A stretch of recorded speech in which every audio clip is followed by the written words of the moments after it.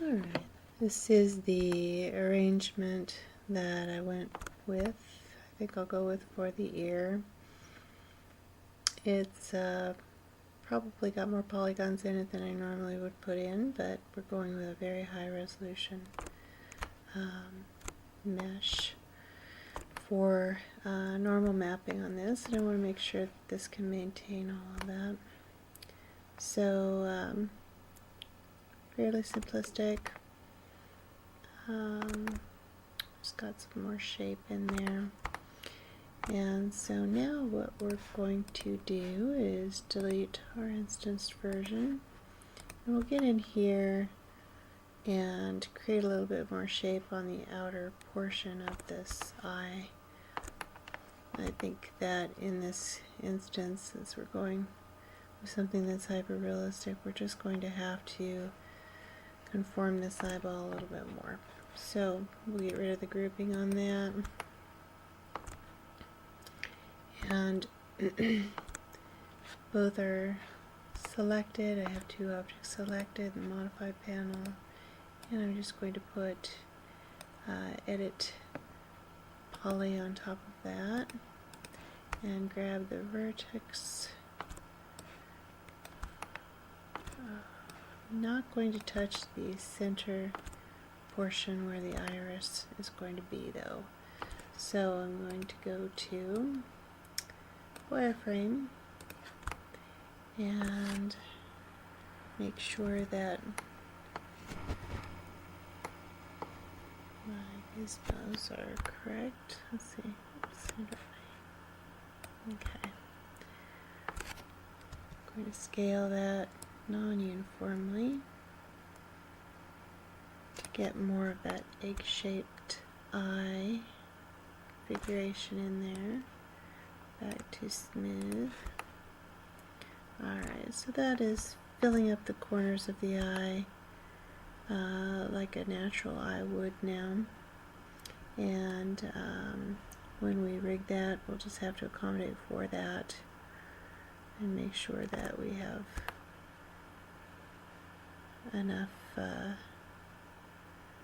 eyelid in place so that it's not going to penetrate through that as we're moving the eye around. But that shape should do it. So now we have our eye, our ear, our nose. We're going to create the interior of a mouth in our next segment so that we can also take that in and make that part of our character. We can do some lip syncing and some more accurate blend shapes in the future with our model. For those of you who are creating women, I wanted to show you very quickly how I create lash line, and you can do it for males characters as well if you're going to do extreme close-ups. But I just grab this interior part of the eye and duplicate that so you have very quickly have a duplicate of that surface and pull that out. I just make it a separate object. Now go to that object and you can begin pulling verts. Make them long and luscious, or you can, if you want some curvature in there, grab the exterior part, or the edges along the top there. Shift key down. You can just begin to pull those out and up.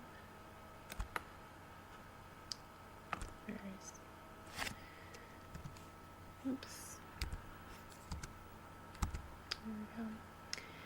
I'll fan those out a little bit. You can do so by scaling them out.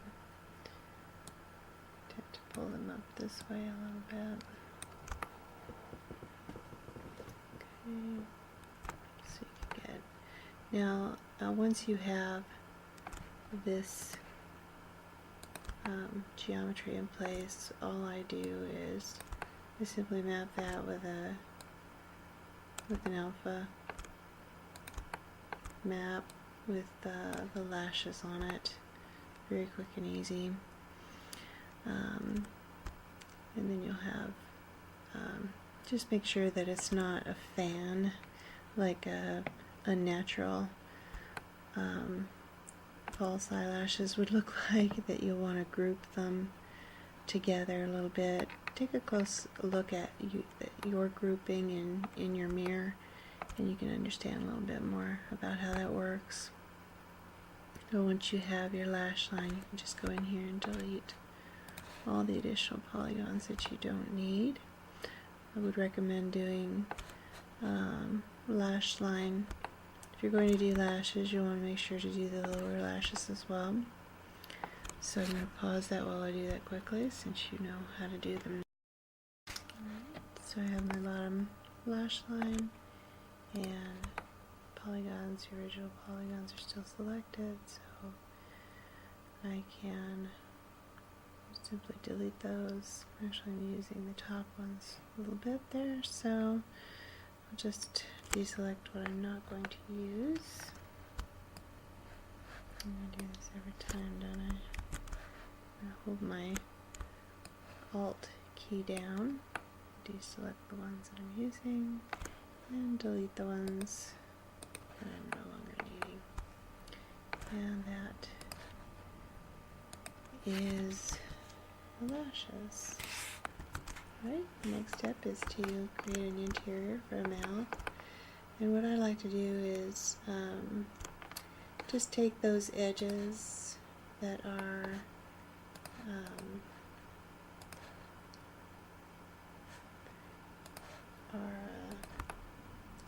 the edges on the innermost portion of the mouth, and you can see that I've extruded those out already. So what I will do is select these polygons. I'm going to just make a copy of it, and that will give me the interior that I'm looking for, interior shape. So once I have that, I can actually just create my teeth from there. Your teeth are actually what holds your lips out. So you even have my lip line here I can use. So if I select these edges along here, and extrude them up, shift key down, and I can get pretty good base for my teeth. Okay, shift key down, and the bottom set of teeth here. So I'll probably straighten that out just a little bit so that the teeth are not right up against the front. And of course the depth of the teeth are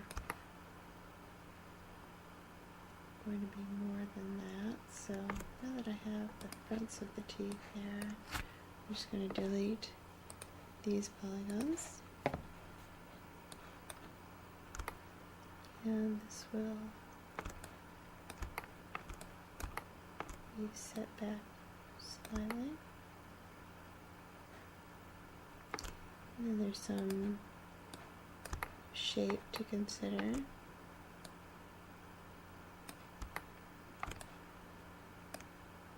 For the jawline.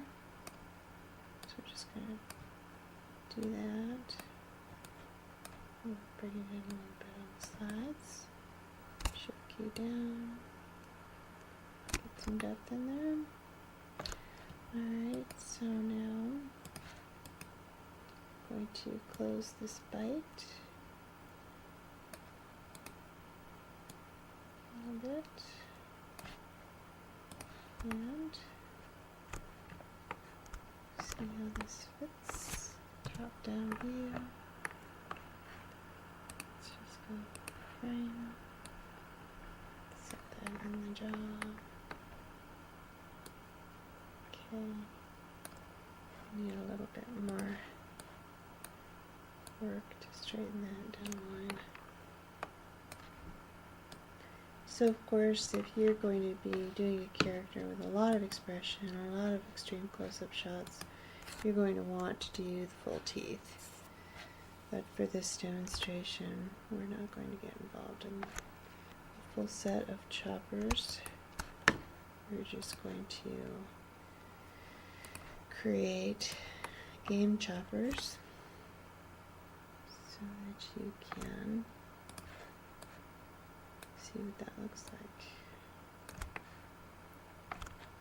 This is probably about as many polygons as I would ever use in a game engine, even for a high-res character. Unless you were doing really close-up shots, a lot of yelling, perhaps a commander has yelling commands and you need to see the back of his throat. But okay, so that's enough goofing around here. I'm going to set right back behind the fullness of the lip. And if you close your mouth, you can feel the bottoms of your front teeth on your lower lip. I think that probably is about right. Okay. Now we are ready to